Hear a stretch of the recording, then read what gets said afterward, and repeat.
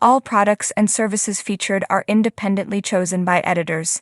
However, soaps.com may receive a commission on orders placed through its retail links, and the retailer may receive certain auditable data for accounting purposes.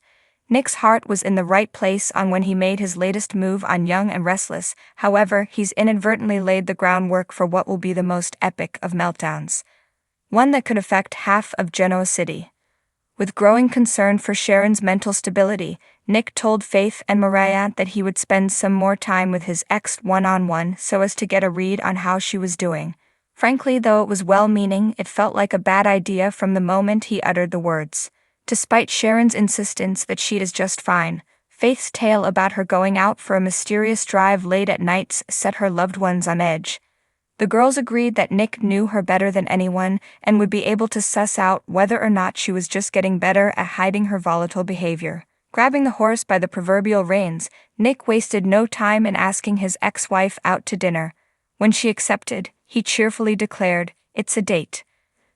This, of course, left intuitive viewers everywhere shaking their heads and cringing. "No, Nick. Just, no." Sure enough, Sharon took the word date to heart, believing her recent romantic fantasies about her ex-hubby were coming true. Sharon got dressed to the nines, even pulling out and putting on the earrings Nick had given her back in the day, and explaining to Faith how meaningful the jewelry was to her. Sharon's excitement was palpable. When the big moment came and Nick arrived at the door, he clearly had not prepared for the dinner with as much anticipation as Sharon. He was dressed casually in the same shirt he was wearing earlier when he'd asked her to grab a bite, in fact. Undeterred, Sharon remained thrilled to be going out with him at all as they headed to the Genoa City Athletic Club. At dinner, Nick wasn't completely oblivious to Sharon's unbridled enthusiasm. It was hard to miss the stark contrast to his own low-key approach to the outing. He even managed to notice the special earrings, but had to ask for confirmation that he was the one who had gifted them to her. Back at Sharon's place, Nick fell well short of the mark when it came to saying goodnight. As Cameron so kindly pointed out, he saw her off with a hug, and the bum didn't even walk you to the door.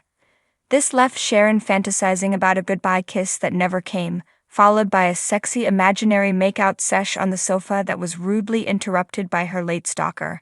So what's the big deal? Well, we'll tell ya.